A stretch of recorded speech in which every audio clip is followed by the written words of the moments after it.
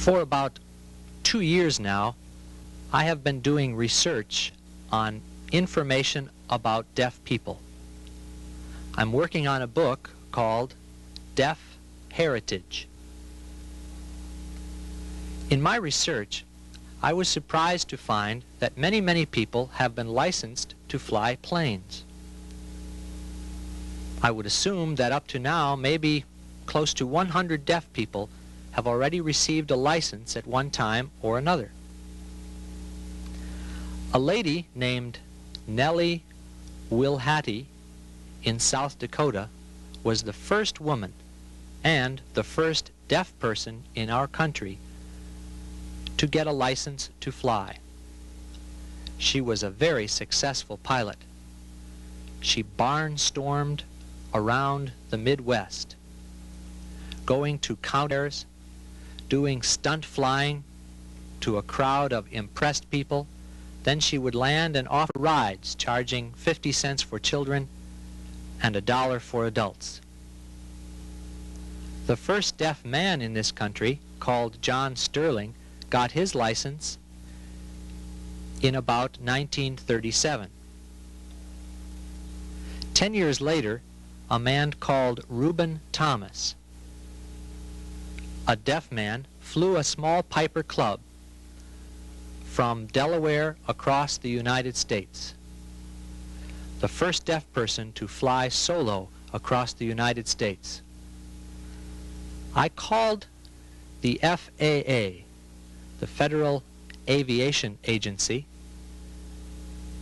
and I curiously inquired how many licensed pilots are deaf today. The lady informed me that about 25 were deaf, and that also one of those deaf licensed pilots was a commercial pilot. How about that?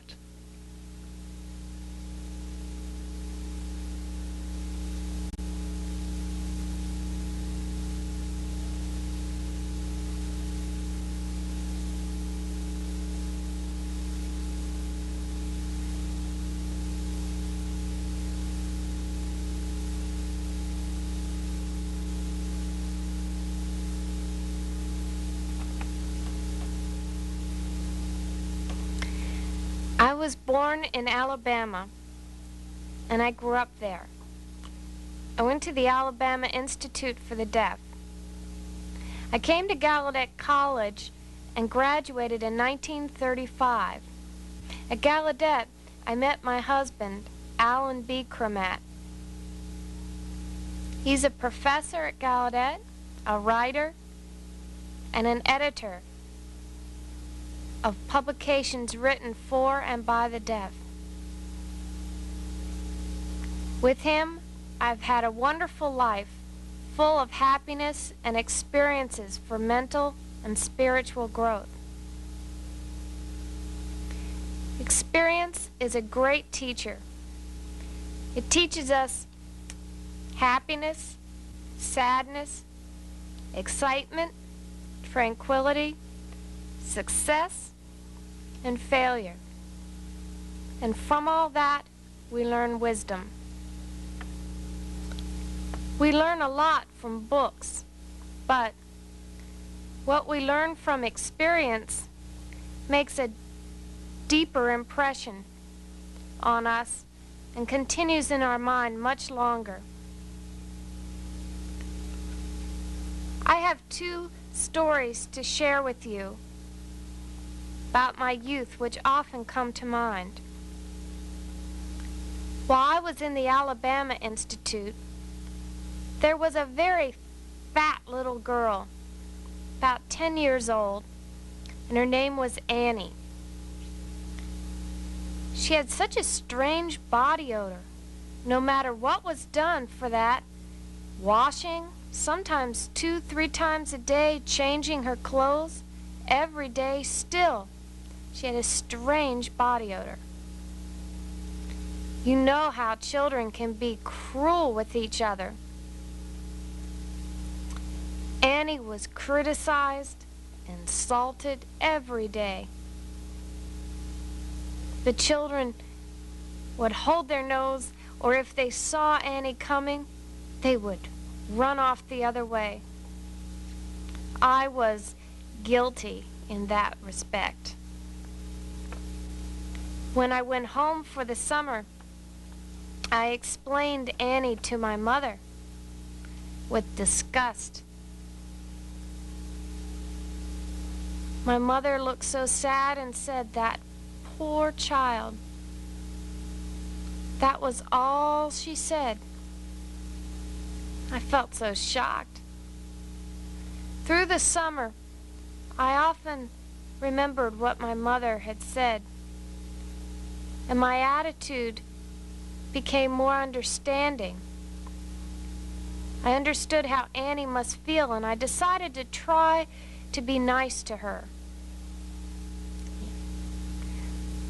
But that fall, Annie did not come back to school, and I never saw or heard from her again.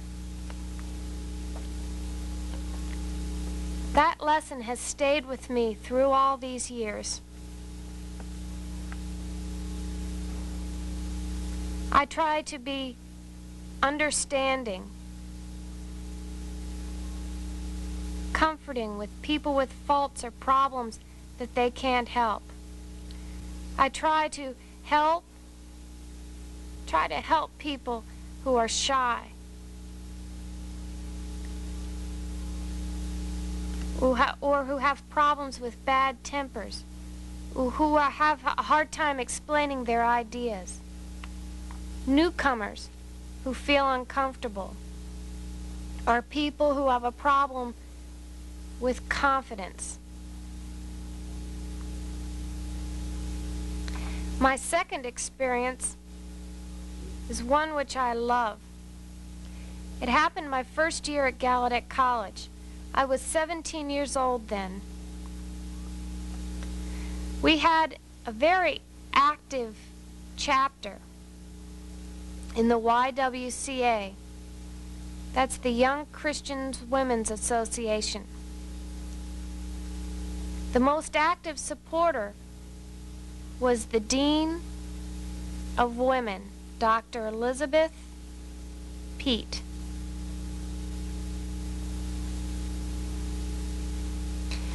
For our Christmas project, we decided to buy 12 dolls and sew clothes for them and then give them to poor children. The chapter president that night brought 12 dolls and gave them out. Dr. Pete was with us that night, and she suggested that we give a tea when we had finished with the dolls. She herself would give prizes for the prettiest doll, the neatest doll, and the most colorful doll. My friend Isabel, later, who was the wife of the Episcopal minister to the deaf in northern New York, she and I went together on a doll. Another girl, Ruth, quickly went to her closet, pulled out one of her most beautiful evening gowns, and began to rip it up for the purpose of making a dress for her doll. When Isabel and I saw that, we decided we couldn't compete with her for the most beautiful doll. So we decided to try for the neatest doll. We worked so hard on that doll's clothes. We sewed with care and patience. On the day of the tea, the teachers and the faculty all came to look at our efforts. We had them placed on a long table in the girls' reading room. What a lovely sight they were. There was Ruth's doll in a beautiful blue dress with ruffles and little pink flowers all over. Our doll stood with her white blouse and her plaid skirt and her plaid beret. Dr. Pete was one of the judges, and she announced who the winners were. Ruth's doll won the prize for the prettiest dress right away. Dr. Pete said the judges had a problem deciding on two dolls, which one was the neatest.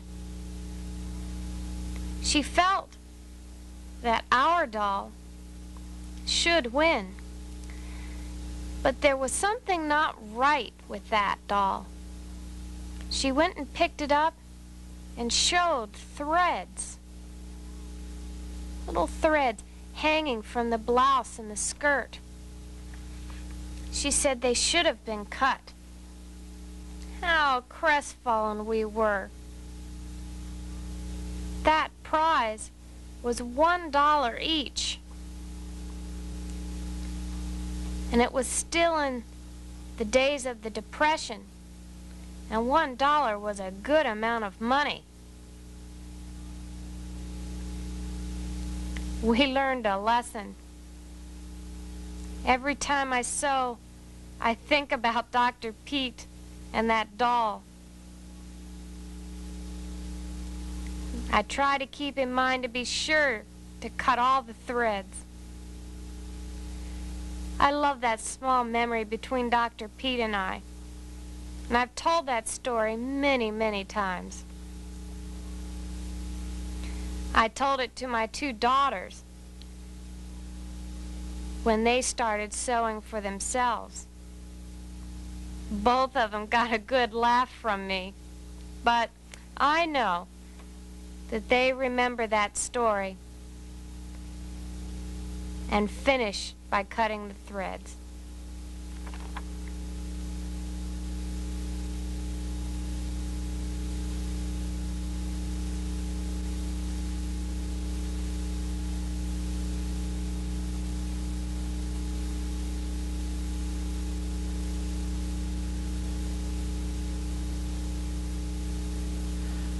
Maybe you would like to know that during World War II, there was a ship named after Thomas Hopkins Gallaudet. The ship was christened with a whiskey bottle by Pearl S. Buck, the famous lady writer. I don't remember the exact words that she used, but she said something like this: "This ship was built by strong hands and named after a wonderful soul. Let this ship sail across the rough water just like Gallaudet himself did." And after the ship was christened, it was loaned to Russia under our country's Lend-Lease program. And Russia used it during the war. When it was over, they gave it back to America, I think maybe in 1948. And we've used it for a variety of things.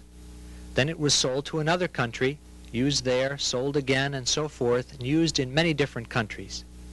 Finally, around 1969, the ship was sailing from Guam to South Korea with a full load of scrap iron when it was hit by a bad storm and broke into two pieces.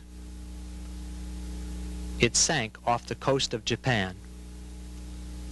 It's really sad, but this ship had served all over the world for 35 years.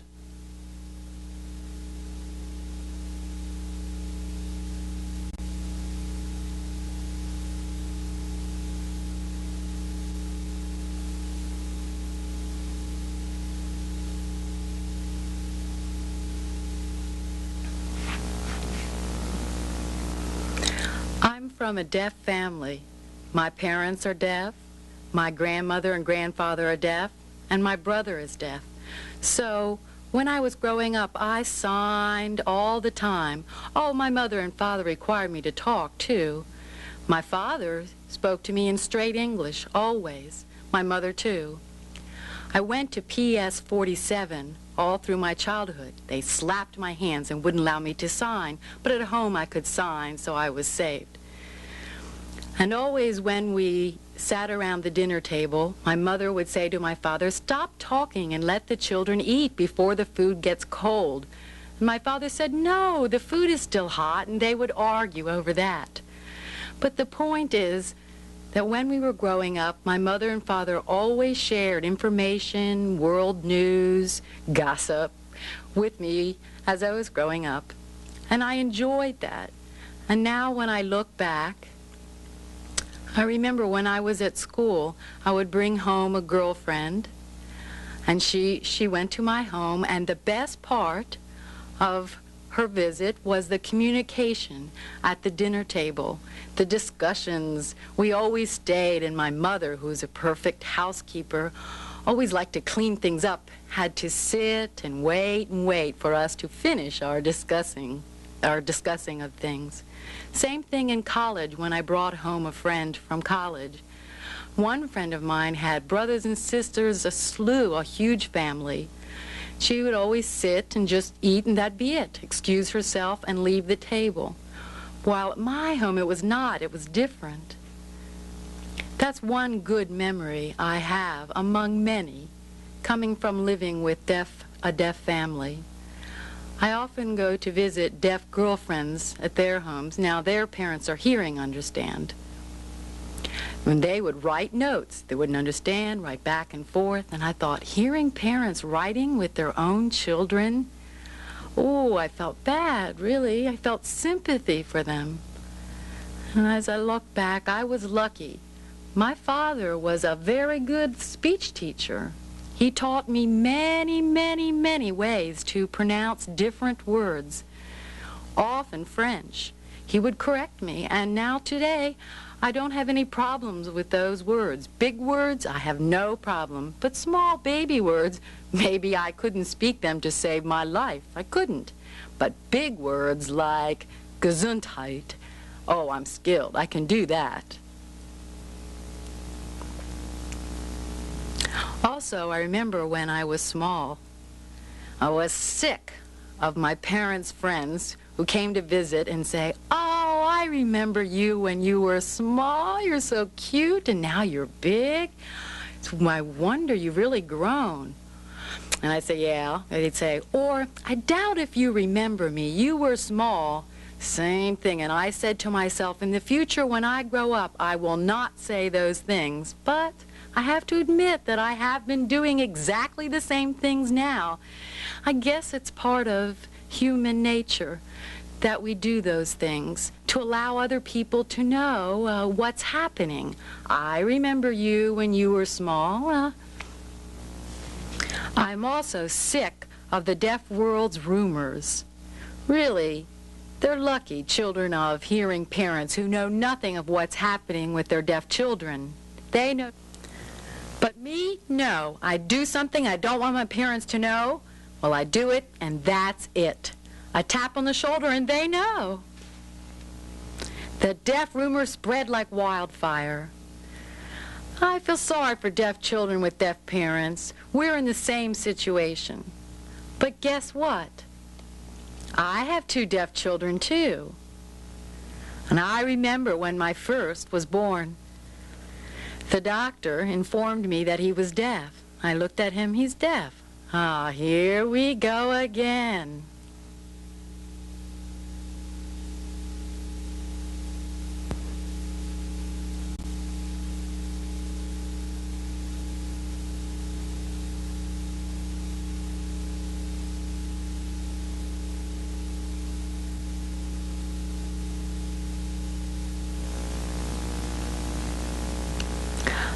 Born deaf to deaf parents. It seems that it would be easy for deaf parents to make a decision about which school would be better for me to go. But that's not true. In my case, well, I think it's because of the pressure of hearing relatives. For example, my grandmother worried about me. She wanted me to have good training in learning to talk or to lip read. Well, my parents sent me to public school, which had a special class for deaf children. That was when I was 4. I remember that time very clearly. I went into the school learning, trying to talk and to lip read, and at that time, and when I went home, I signed to my parents. One day, a well-known person named Mrs. Spencer Tracy, that woman famous for her oral method in teaching parents how to communicate with deaf children, came and stood next to my grandmother, both of them watching me. She looked down at me. That Mrs. Tracy looked so tall to me when I was small.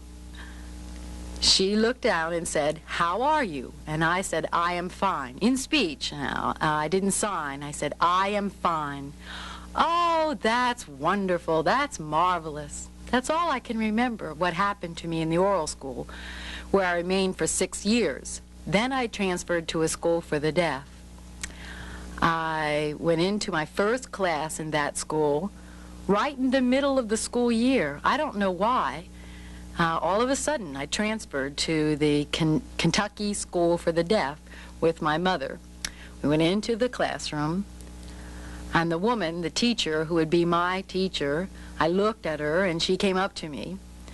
She said, "Take your coat off." But I didn't understand her, so I looked to my mother asking for help, but my mother remained quiet. So I looked back, and she said, "Take your coat off." I still didn't understand. I looked up on my mother, who was still quiet. I looked back and struggled for several minutes. Finally, I caught it and understood. "Ah, you wanted me to take my coat off." So I took it off and hung it up. Okay. That school emphasized oralism. Even though the teachers used sign, they still emphasized oralism. But the good thing about the school was that I could use sign with deaf children outside, and then inside the classroom would be oralism. Okay. When I transferred to a third school, that school was much better, yes, because the teachers used signs, the children used signs, except the supervisors did not use signs. They couldn't sign. Can you imagine that supervisors taking care of children every night after school, looking over them, strictly making sure we're doing right, watching over us? When I did something wrong, she'd slap my hands, and she couldn't sign at all. Sometimes I wanted to explain what was wrong. "No, you shouldn't slap my hand," and explain, but the supervisor would say, "No. Period. That's it." Shake her head with a firm face. I never saw a supervisor as my friend. Never. So that was it until a while back. I found my suitcase. I opened it, and I spotted instantly a letter. I thought, what's that? I don't remember writing a letter. The letter said on the outside, "Closed letter to the superintendent of that school." I was curious as to what I said in that letter. Opened it. And I was surprised to read, I wrote those things. I wondered at it. What did the letter say? The letter said something like, if I had my way, I would make all supervisors learn sign language. That's too bad I never sent that letter to that superintendent of that school. Today, I notice many teachers learning signs, and today more and more supervisors are learning signs. I think that's marvelous.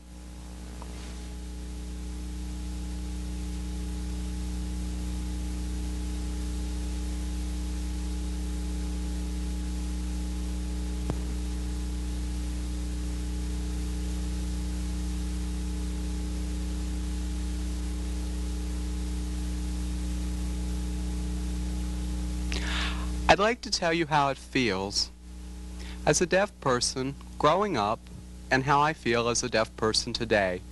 I can remember a long time ago when I was 5 years old where I went to school and what it was like growing up there in a school for the deaf, and then coming home in the summer. I'd go to school in the fall and come home in the summertime. And then I graduated from that school. Many things had been good there. I loved the school, but still there were a few things that I just didn't like that could have been changed. Then I came here to Gallaudet College, and I enjoyed my years here. And then I went back to different schools as a teacher in the deaf schools, and I found that there were a lot of things that I really didn't like that could be better. But the administration was like it was frozen. And it was like they were afraid to change things. They felt as though if they changed, everything would be chaotic. They were just afraid, and everything had to be kept under control, and all the children had to fit one mold. I saw this happening, and I didn't like it. I wanted the children to develop independent thinking, to think freely and things like that, but it never happened. So I decided to get out of the education world and to join the National Theater for the Deaf as an actor. And during my 2 years with them, I had thought that I would be getting out of the educational world and that I was finished with that and I would be in the theater world. I was wrong.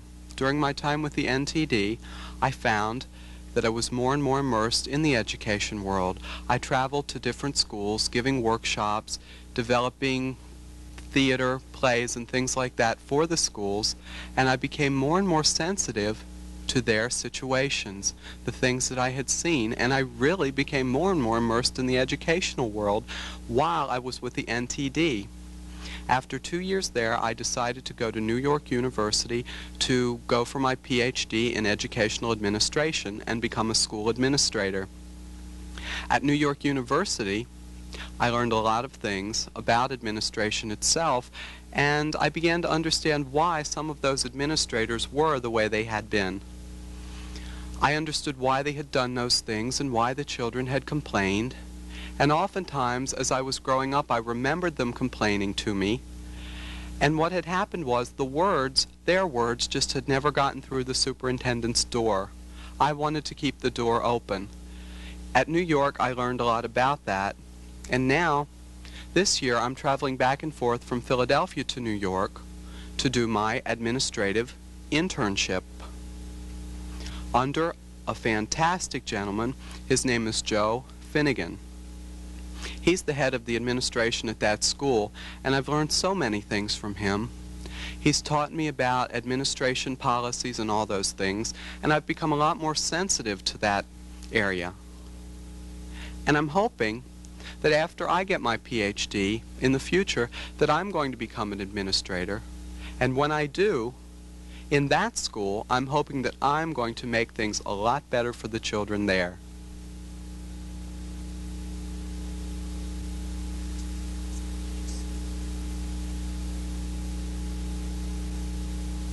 And they walked down the street. I watched them, and then they went off. I started working, and a little while later, back came Brian, all by himself, alone. My wife looked at him and said, "Brian, where's Max?" Brian said, "Poor Max. He's on a railroad track, and the railroad ran over him, and he was cut in half. There's awful blood." So we got in the car, and we ran down to the train track. There was nothing. It was vacant. No Max. Brian was sitting in the back. "Where is Max, Brian?" He's in the cemetery." So there he was, crying and crying. We picked him up, and later we asked Brian, "Why did you tell that awful story?" "Well, I wanted to make an interesting story," said